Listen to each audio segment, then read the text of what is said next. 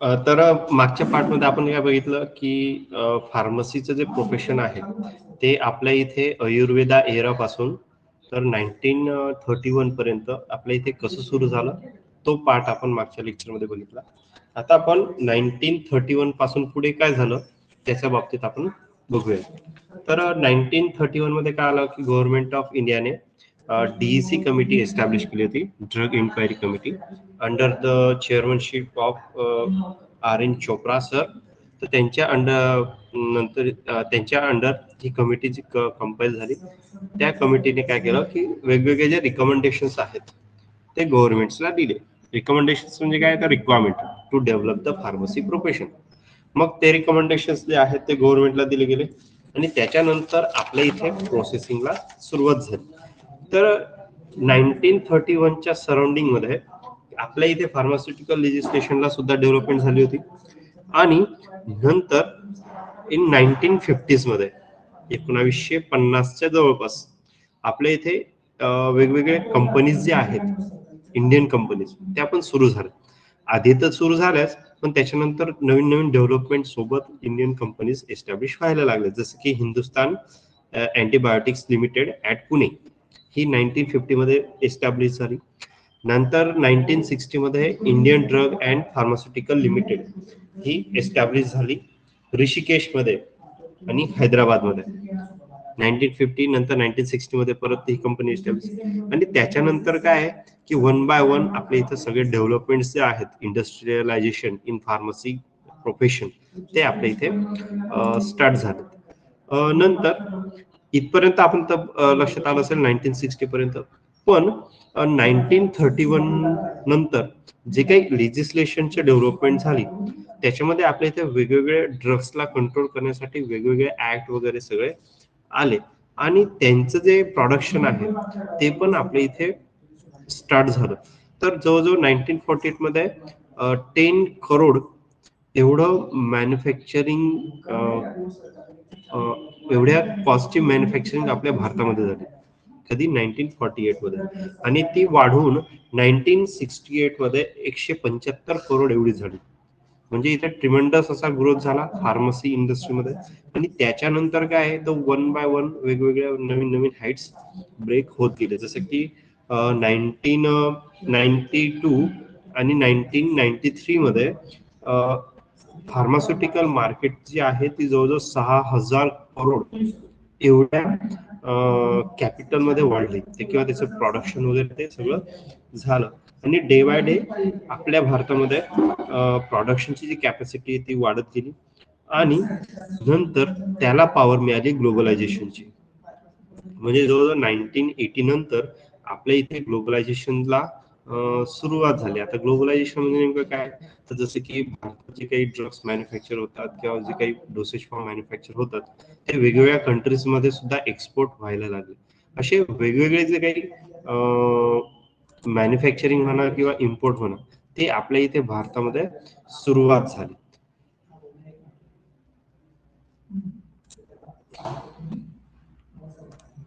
आपल्या इथे सुरुवात झाली आणि नंतर आपल्या भारतातनं बरेचसे जे ड्रग्स आहेत ते विदेशामध्ये सुद्धा सेलसाठी एक्सपोर्ट केले जाऊ लागले. आता आजच्या कंडिशन मध्ये आपलं जे फार्मा कंपनीचं जे काही मार्केट आहे ते बिलियन्स मध्ये आहे किंवा त्यांचे कॅपिटलायझेशन म्हणा किंवा त्याचं प्रोडक्शन जे आहे ते बिलियन्सच्या नंबर्स मध्ये आहे. आणि आज फार्मास्युटिकल इंडस्ट्री जी आहे आपल्या भारताची एकदम स्ट्रॉंग होल्डिंग सोबत वर्ल्ड मध्ये लीड करत आहे. तुम्ही बघितलं असेल की कोरोनाचा जो पिरियड आहे तो आपल्या भारताने कसा कंट्रोल केला. जसे की अमेरिका आहे, लंडन आहे, चायना आहे, असे वेगवेगळे कंट्रीज आहेत. त्यांच्या इथे पण कोविडचा जो आहे त्याची जे वेव आहे ती पण खूप मोठी होती. पण आपल्या इथे पॉप्युलेशनच्या दृष्टीने आपल्या इथे फास्ट कंट्रोल झालं. तर त्याच्यामध्ये मोठा रोल मेडिकल फील्डचा पण आहे आणि फार्मास्युटिकल फील्डचा सुद्धा आहे.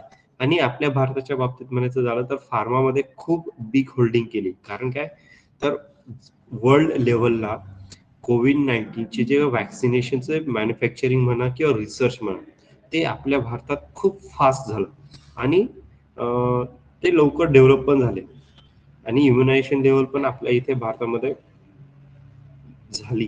तर हे जे आहे हे याच्यामध्ये सगळ्यात मोठा जो बेस आहे तो फार्मास्युटिकल इंडस्ट्रीच्या ग्रोथचा पण आहे.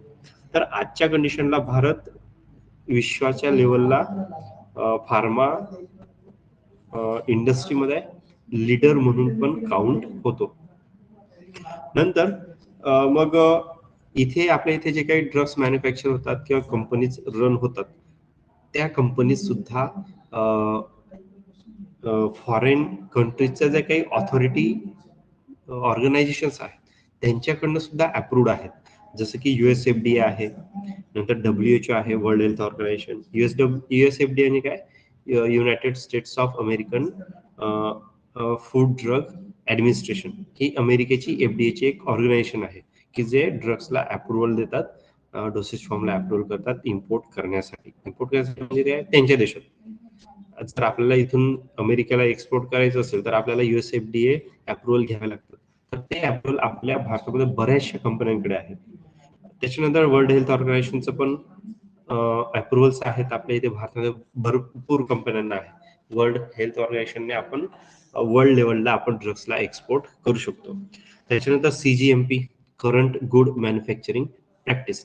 आता ही जी करंट गुड मॅन्युफॅक्चरिंग प्रॅक्टिस आहे ही वर्ल्ड क्लास मॅन्युफॅक्चरिंग फॅसिलिटीज ह्या रेग्युलेशन मध्ये येतात. म्हणजे सपोज आपल्या इथे भारतामध्ये काही ड्रग्स मॅन्युफॅक्चर होत असेल आणि त्याला जर आपल्याला अमेरिका, इंग्लंड वगैरे जे कंट्रीज आहेत त्यांना मध्ये जर एक्सपोर्ट करायचं असेल तर त्यांचे जे काही रूल्स रेग्युलेशन्स असतात ते करंट गुड मॅन्युफॅक्चरिंगच्या प्रॅक्टिसनुसार असतात आणि त्या प्रॅक्टिस आपल्या इथे आपण फॉलो करतो आणि ड्रग्सला मॅन्युफॅक्चर करत असतो. तर हे सुद्धा आपल्याकडे वेल डेव्हलप कंडिशन मध्ये आपल्या इथे रन होतात. इव्हन आपल्या इथे मॅन्युफॅक्चरिंग मध्ये म्हणा किंवा फार्मास्युटिकल इंडस्ट्रीमध्ये रिसर्च अँड डेव्हलपमेंट मध्ये सुद्धा ग्रोथ होत आहे आणि कॉम्पिटिटिव्ह सायंटिस्ट सुद्धा आपल्या भारतामध्ये तयार होत आहे. Even many foreign companies are making interest to make a investment और to make a manufacture their product also in our country. म्हणजे हे जे अमेरिका वगैरे जे आहे ह्यांच्याकडे लेबर कॉस्ट जास्त लागते. त्याच्यामुळे ह्या कंपनीज काय करतात की त्यांच्या कंपनीज आपल्या इथे एस्टॅब्लिश करून आपल्या इथलं लेबर वगैरे यूज करून ते इथे मॅन्युफॅक्चर करतात आणि नंतर एक्सपोर्ट करतात. ते पण आहे. नंतर ज्या इंडियन कंपनीज आहेत त्यांच्यामध्ये हे फॉरेनर्स त्याच्यामध्ये इन्व्हेस्टमेंट करत आहेत आणि आपल्या फार्मा कंपनीला बूस्ट मिळत आहे. तर अशा पद्धतीने फार्मास्युटिकल इंडस्ट्री जी आहे ती आपल्या इथे डे बाय डे डेव्हलप होत जात आहे आणि अशा पद्धतीने इंडियन कंपनीज म्हणा किंवा फार्मास्युटिकल इंडस्ट्री म्हणा वर्ल्ड मध्ये लीड करत आहे. ठीक आहे. तर इथपर्यंत आपण बघितलं development of pharmacy profession in India. आता ह्याच्या पुढे आपल्याला ह्या चॅप्टरचा पुढचा पार्ट बघायचा आहे, history of pharmacy education in India. इथे आपला हा दुसरा पार्ट सुरू होता, दुसरं टायटल सुरू होतं, history of pharmaceutical education in India. आता एज्युकेशन म्हटलं तर एक कोर्स, तर आपल्या इथे कोर्स ऍक्च्युअल मध्ये आयुर्वेदिक एरापासून चालू आहे पण त्याला असं डिफाईन्ड स्ट्रक्चर वगैरे नव्हतं. तेव्हा काय व्हायचं की प्रॅक्टिस करायचे, प्रॅक्टिस करता करता जे काही नॉलेज मिळायचं ते बुक्स मध्ये नोट डाऊन करायचे आणि त्याला ग्रुपमध्ये प्रॅक्टिस केलं जायचं आणि पेशंटची केअर घेतली जायची. त्याच्यानंतर जेव्हा पोर्तुगीज लोक आले तेव्हा त्यांनी आपल्या भारतामध्ये कोर्सला एक सुरुवात केली आणि मग ते कोर्सचं नेमकं काय झालं ते आता आपण वन बाय वन बघूयात. पहिलं, knowledge about medicine is very old. आपल्या एन्शियंट एरा पासून आपल्या इथे फार्मसीचे जे काही नॉलेज आहे ते आहे, आयुर्वेद पासून आहे. असं म्हटलं जातं की आर्य लोकांनी आपल्या इथे मेडिसिनची जी सिस्टीम आहे ती त्यांनी डेव्हलप केली. वेगवेगळ्या मेडिसिन्स आपल्याला नोंद करून दिल्या वेगवेगळ्या डिसिजेससाठी आणि आर्य लोकांनी जे काही दिलं त्याला नंतर आयुर्वेदामध्ये प्रॉपरली मेन्शन केलं गेलं आणि आयुर्वेदामध्ये जे काही ग्रेट ऑथर आहेत त्यांच्यापैकी फरक आहे, पैकी एक आहेत चरक ऋषी आहेत, त्याच्यानंतर सुश्रुत आहेत आणि आणि आहेत वाघाभट्ट,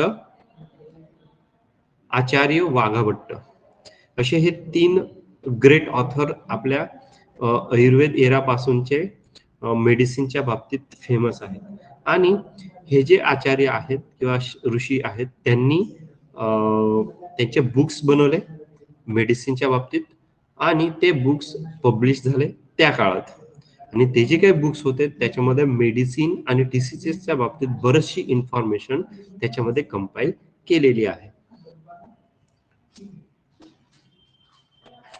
आता पहिले जे ऑथर आहेत चरक, त्यांनी चरक संहिता बनवली आणि चरक संहितेमध्ये त्यांनी वेगवेगळ्या जे मेडिसिनल ड्रग्स आहेत, हर्बल ड्रग्स म्हणा किंवा आयुर्वेदिक ड्रग म्हणा, ते त्याच्यामध्ये त्यांनी मेन्शन्स केलेत.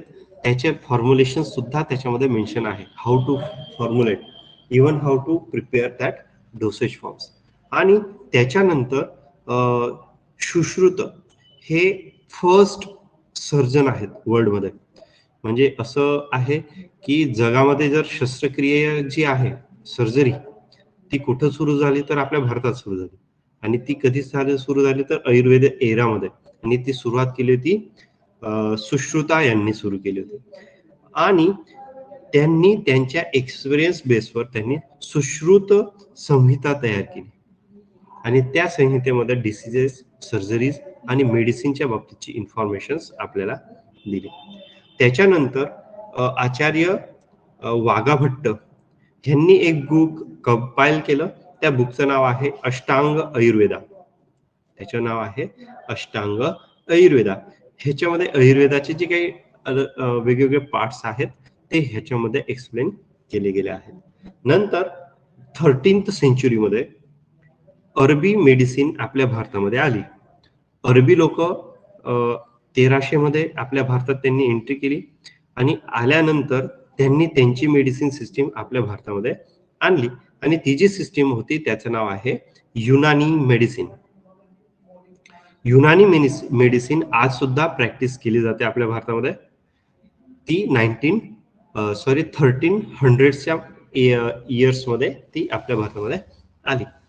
त्याच्यानंतर आपल्या भारतात जेव्हा पोर्तुगीज आले तेव्हापासून फार्मसी कोर्सला सुरुवात झाली. ऍक्च्युली आधीच्या काळात कोर्स म्हणून असं एक स्पेसिफिक डिफाईन्ड 1 इयर 2 इयर असं नव्हतं. तर तिथे प्रॅक्टिस करायचे, त्याचं नॉलेज मिळायचं आणि त्या नॉलेजला अप्लाइड करत करत करत करत एज्युकेशन चालत राहायचं. त्याला स्पेसिफिक वर्ड्समध्ये त्याला डिफाईन केलं नव्हतं. पण जेव्हा हे पोर्तुगीज लोक आले त्यांनी आपल्या इथे कॉलेजला सुरुवात केली. तर कॉलेजला सगळ्यात पहिलं कॉलेज कुठं तयार झालं तर बघा 1842 मध्ये पहिलं कॉलेज गोवामध्ये ओपन झालं. 1842 मध्ये पहिलं कॉलेज जे आहे ते गोवामध्ये एस्टॅब्लिश झालं. ते कोणी केलं तर पोर्तुगीज लोकांनी केलं आणि कॉलेजचं नाव आहे इस्कोला मेडिको डी गोवा. इस्कोला मेडिको डी गोवा हे कॉलेज होतं. आणि ह्याच्यामध्ये जे काही विद्यार्थी अभ्यास करायचे, पासआउट व्हायचे त्यांना काय म्हटलं त्याचं फार्मास्युटिकोस. फार्मास्युटिकोस हे जे आहे हे पोर्तुगीज वर्ड्स आहेत. फार्मास्युटिकोसचा अर्थ होतो फार्मासिस्ट. ते जे विद्यार्थी पासआउट व्हायचे त्यांना फार्मास्युटिकोस असं म्हणायचे, पोर्तुगीज वर्ड आहे. त्याच्यानंतर ह्याच कॉलेजला आजच्या कंडिशनमध्ये गोवा कॉलेज ऑफ फार्मसी म्हणून ओळखलं जातं, जे गोवामध्ये आहे. हे आपल्या भारतातलं पहिलं फार्मसी कॉलेज आहे. त्याच्यानंतर ब्रिटिश रुलर आपल्या इथे आले. ब्रिटिश ईस्ट इंडिया कंपनीचे आहे ते आपल्या भारतामध्ये आली आणि ते आल्यानंतर त्यांनी ॲलोपॅथी मेडिसिन सिस्टीम आणली आणि त्याच्यावर त्यांनी वेगवेगळे वर्क्स जे आहेत ते सुरू केले. नंतर इन 1870 मध्ये Madras medical college was established and given a permission to conduct the licentiate examination for students who wish to work as a druggist and chemist. म्हणजे काय तर मद्रास येथे मेडिकल कॉलेज ओपन झालं. त्याचं नाव होतं मद्रास मेडिकल कॉलेज. ह्या मेडिकल कॉलेजमध्ये परमिशन मिळालं की ज्या विद्यार्थ्यांना ॲज अ ड्रगिस्ट आणि केमिस्ट स्टडी करायचं आहे त्यांना तिथे ऍडमिशन घेण्याची आणि एज्युकेशन करण्याची तिथे परमिशन मिळाली आणि ह्या कॉलेजमध्ये त्यांची एक्झामिनेशन पण झाली आणि तिथून जे विद्यार्थी पास आउट झाले त्यांना as a chemist and druggist नाव त्यांना मिळालं.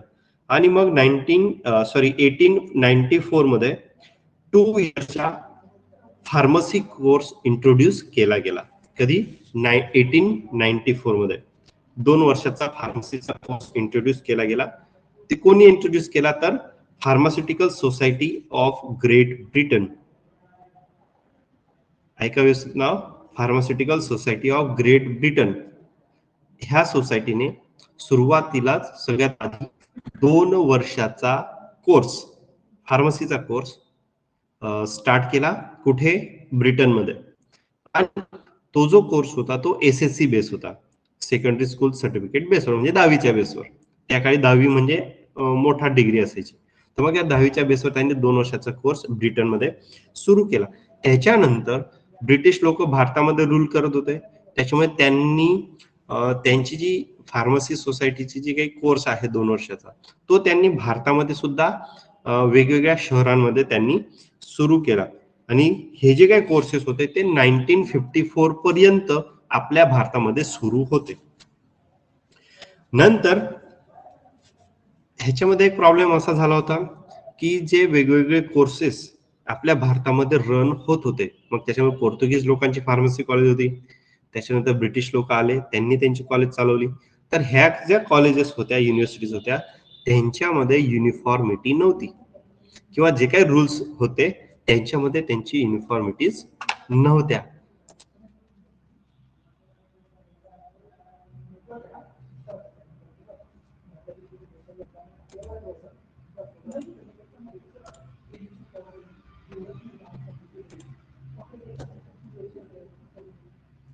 मग नंतर काय झालं तर 1931 मध्ये DEC जी कमिटी होती, ड्रग इन्क्वायरी कमिटी, त्या कमिटीने मग काय वर्ड रिकमेंडेशन्स, त्या कमिटीने जे काही रिकमेंडेशन्स दिले त्या बेसवर आपल्या भारतामध्ये जे काही एज्युकेशन सिस्टीम आहे फार्मसीची त्याला कंट्रोल करण्यासाठी रिकमेंडेशन्स वेगवेगळे दिले गेले. आणि मग त्या रिकमेंडेशन्स बेसवर आपल्या इथे एज्युकेशन ची जी काही स्ट्रक्चर आहे ते डिफाईन करायला सुरुवात झाली. मग ही जी काही कमिटी होती त्या कमिटीने स्पष्ट म्हटलं होतं की आपल्या इथे फार्मसीचे जे काही एज्युकेशन आहे त्याच्यामध्ये कंट्रोल करणं आवश्यक आहे, त्याला रेग्युलेट करणं आवश्यक आहे. आणि मग नंतर जी प्रॅक्टिस आहे ते करणं पण ह्या कमिटीने कंपल्शन केलं. आणि त्याला एज्युकेशन घेतल्यानंतर प्रॅक्टिस केल्यानंतर जो काही विद्यार्थी बाहेर पडेल त्याला फार्मसिस्ट असं नाव दिलं जाऊ लागलं. अशा पद्धतीने आपल्या भारतामध्ये सगळ्यात आधी डिप्लोमा कोर्स सुरू झाला आणि त्यानंतर डिग्री कोर्स आपल्या इथे सुरू झाला. ठीक आहे. नंतर इन 1932 प्रोफेसर ML श्रॉफ, 1932 मध्ये प्रोफेसर ML श्रॉफ यांनी फार्मास्युटिकल एज्युकेशन जी आहे ती इथे BHU मध्ये सुरू केली. BHU म्हणजे काय? बनारस हिंदू युनिव्हर्सिटी. ह्या युनिव्हर्सिटीमध्ये प्रोफेसर एलन श्रॉफ यांच्या अंडर फार्मसी एज्युकेशनला तिथे सुरुवात झाली.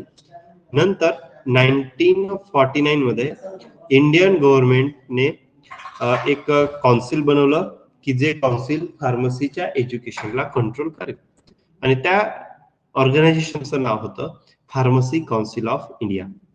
आणि मग 1949 नंतर फार्मसी काउन्सिल ऑफ इंडियाने काय केलं, फार्मसीची जी रेग्युलेशन म्हणा कंट्रोल म्हणा ते करायला सुरुवात केली.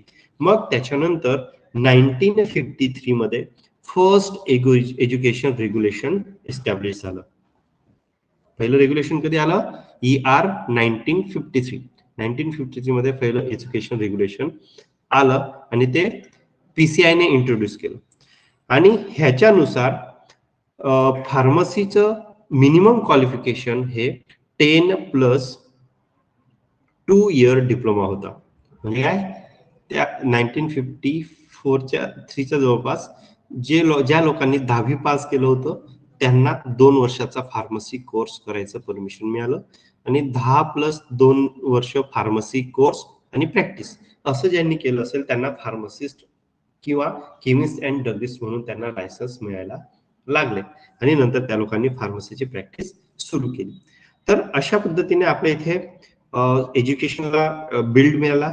नंतर बिर्ला इन्स्टिट्यूट ऑफ टेक्नॉलॉजी ह्यांनी first PCI approved college start केलं. म्हणजे बिर्ला इन्स्टिट्यूट ऑफ टेक्नॉलॉजी हे पहिलं असं कॉलेज आहे की ज्याने फार्मसी काउन्सिल ऑफ इंडियाकडनं अप्रुव्हल मिळवलं आणि त्यांनी एज्युकेशनला सुरुवात केली. ते कधी केलं त्यांनी 1953 नंतर आणि त्यांचा जो काही एज्युकेशन सिलेबस होता तो ER 1953 चा होता. ठीक आहे. आपल्याकडे एज्युकेशन रेग्युलेशन कोणतं आहे तर आपल्याकडे एज्युकेशन रेग्युलेशन आता आजच्या कंडिशनला कोणतं आहे ER 2020 एज्युकेशन रेग्युलेशन 2020. आता त्याच्यानुसार आपण आता स्टडी करतो. त्याच्यानंतर सबसिक्वेन्शियली आपल्या इथे वेगवेगळ्या डेव्हलपमेंट सुरू झाल्या, वेगवेगळे कॉलेजेस परत नवीन नवीन एस्टॅब्लिश व्हायला लागले आणि एज्युकेशन रेग्युलेशन सुद्धा बदलत गेले.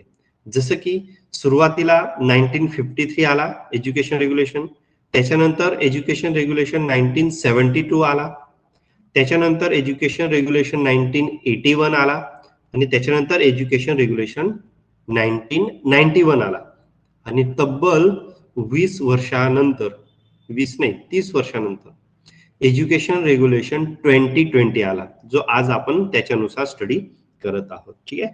तर अशा पद्धतीने आपल्या इथे एज्युकेशन मध्ये वेगवेगळे बदल झाले, रिकन्स्ट्रक्शन झालं, रिस्ट्रक्चर झालं. जो एज्युकेशन रेग्युलेशन 1991 होता त्याच्यामध्ये मिनिमम क्वालिफिकेशन 10+2+2 होतं. 10वी नंतर 11वी-12वी सायन्स फॅकल्टी प्लस 2 वर्षाच्या डिप्लोमा कोर्स, तो झाल्यानंतर प्रॅक्टिस. अशा पद्धतीने डिप्लोमा फार्मसी एज्युकेशनचं मिनिमम कोर्सचं स्ट्रक्चर होतं. तो जो विद्यार्थी ह्या स्ट्रक्चरमधून पास व्हायचा त्याला फार्मसिस्ट असं नाव दिलं जायचं. नंतर त्याच्यासोबत डिग्री कोर्स होता तो 10+2+4 होता. 10वी नंतर 11वी-12वी सायन्स, नंतर 4 वर्षाचा बॅचलर कोर्स. तर अशा पद्धतीने 2 कोर्स आपल्या भारतामध्ये सुरू होते. आणि एज्युकेशन रेग्युलेशन मध्ये कोणते कोणते सब्जेक्ट्स होते biochemistry, pharmaceutical chemistry, health education and community pharmacy, health hospital and clinical pharmacy, drug store business management, human anatomy and physiology, असे वेगवेगळे सब्जेक्ट्स जे आहेत ते ER 1921 मध्ये मेन्शन होते. त्याच्यानंतर आपलं जे काही एज्युकेशन आहे इंडियन एज्युकेशन ते वर्ल्ड वाईड झालं पाहिजे ह्याच्यासाठी ER 2001 चं सजेशन क्रिएट झालं आणि त्याच्यावर वर्किंगला सुरुवात झाली. पण काही अननोन वे ते काही एस्टॅब्लिश झालं नाही. पण त्याचे जे काही रिक्वायरमेंट्स होत्या किंवा त्याचे जे डिस्कशन आहे किंवा त्याच्यावर जे आवश्यकता होती ती कंटिन्यू होती. मग ते सगळं झाल्यानंतर आजच्या ह्या इयरला म्हणजे एज्युकेशन ER 2020 हा आपल्या इथे एस्टॅब्लिश झाला आहे.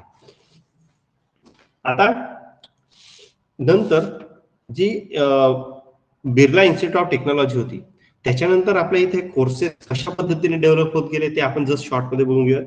सगळ्यात आधी university of London started the B.Pharm in 1925. 1925 मध्ये पहिला जो B.Pharmचा जो कोर्स आहे तो कुठे सुरू झाला? युनिव्हर्सिटी ऑफ लंडन म्हणजे इथे UK मध्ये ब्रिटन मध्ये तिथे हा पहिला कोर्स सुरू झाला. त्याच्यानंतर आपल्या भारतामध्ये काही वर्षानंतर मग तो आपल्याकडे त्यांची लोक जेव्हा इकडे असायचे ते कोर्स त्यांनी आपल्याकडे सुद्धा इम्प्लिमेंट करायला सुरुवात केली. मग 1934 मध्ये 2 इयर BSc कोर्स आपल्या इथे सुरू झाला ज्याच्यामध्ये फार्मास्युटिकल केमिस्ट्री हा सब्जेक्ट होता आणि हा जो BScचा कोर्स होता हा इंटिग्रेटेड कोर्स होता. हा कोर्स इंटिग्रेटेड होता तो आपल्या इथे सुरू झाला. त्याच्यानंतर 1937 मध्ये 3 इयर B.Pharm कोर्स सुरू झाला. आधी BScचा कोर्स होता त्याच्यानंतर मग 3 इयरचा B.Pharm कोर्स सुरू झाला. त्याच्यानंतर department of pharmacies in universities are started. मग त्याच्यानंतर वेगवेगळ्या युनिव्हर्सिटीज एस्टॅब्लिश झाल्या आणि त्या युनिव्हर्सिटीज मध्ये सुद्धा फार्मसीचं जे डिपार्टमेंट आहे ते सुरू झाले. मग सगळ्यात आधी 1940 मध्ये पोस्ट ग्रॅज्युएट पहिला कोर्स बीएचयू मध्ये सुरू झाला. बीएचयू मध्ये काय, बनारस हिंदू युनिव्हर्सिटी, तिथे पहिला पोस्ट ग्रॅज्युएट कोर्स 1940 मध्ये सुरू झाला. त्याच्यानंतर 1945 मध्ये बॉम्बे युनिव्हर्सिटीमध्ये फार्मसी डिपार्टमेंट सुरू झालं. नंतर 1947 मध्ये पंजाब युनिव्हर्सिटीमध्ये सुरू झालं. नंतर 1950 मध्ये bits Pilani, Birla institute of technologies Pilani, मला वाटतं पिलानी हे एक शहरचं नाव आहे, तर तिथे पहिला कोर्स त्यांनी सुरू केला.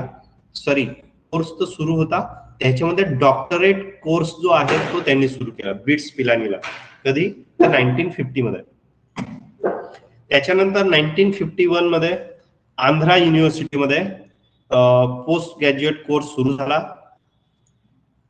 त्याच वर्षी अहमदाबाद मध्ये कॉलेजचं नाव आहे LM college of pharmacy, LM college of pharmacy, तिथे पहिला एमफार्मचा पोस्ट ग्रॅज्युएटचा 1.5 वर्षाचा कोर्स सुरू झाला. आणि मग त्याच्यानंतर सागर युनिव्हर्सिटी, नागपूर युनिव्हर्सिटी यांनी 1956 मध्ये पोस्ट ग्रॅज्युएट कोर्सेस सुरू केले. नंतर 1957 मध्ये हा जो एमफार्मचा कोर्स होता तो 2 वर्षाचा झाला आणि तो सागर युनिव्हर्सिटीमध्ये सुरुवातीला सुरू झाला.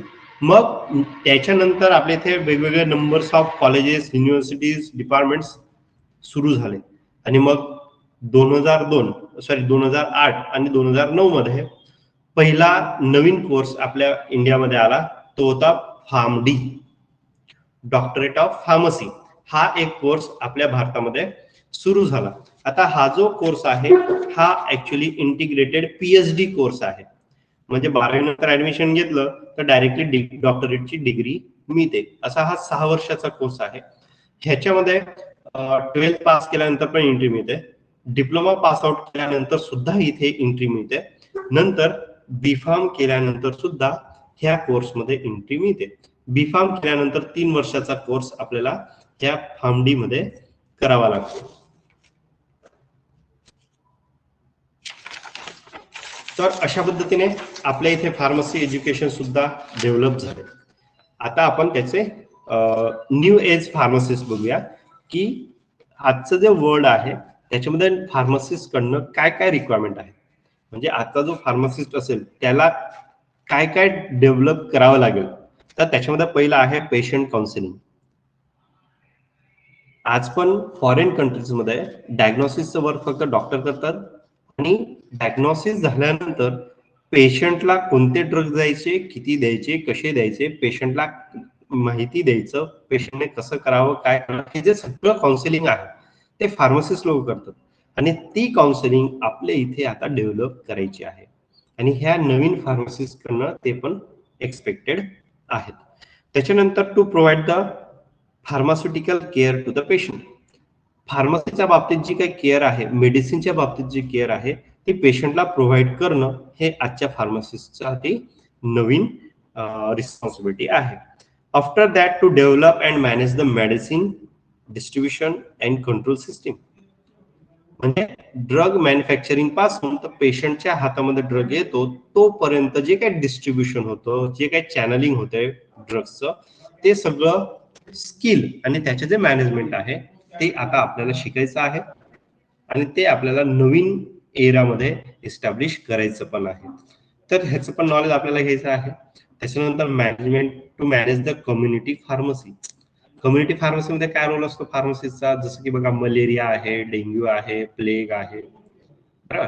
नंतर हे जे काही डिसीजेस आहेत ह्यांना कंट्रोल करण्यासाठी एक गव्हर्नमेंटची स्पेशल एक ग्रुप असतो आणि तो ग्रुप मोबाईल ग्रुप असतो, तो वेगवेगळ्या एरियामध्ये कम्युनिटीमध्ये फिरून ते कंट्रोलिंग करत असतात.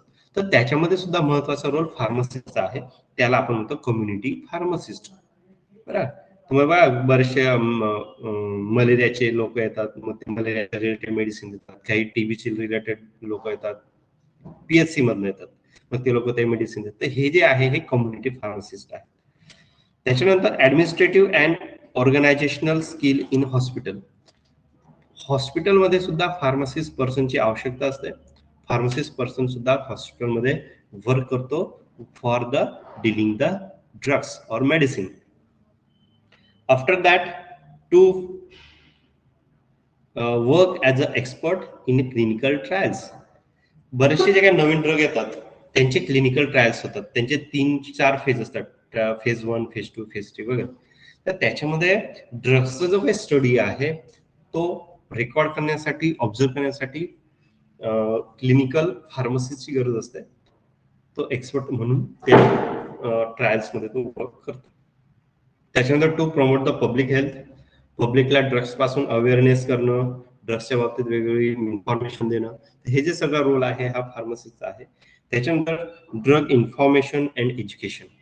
ड्रगची इन्फॉर्मेशन देणं आणि ड्रगचं एज्युकेशन देणं, करून घेणं, प्रॅक्टिस देणं, हे पण एक काम फार्मसीचं आहे आणि हे आपल्याला आजच्या ह्या एरियामध्ये सुद्धा करायचे आहे. ठीक आहे.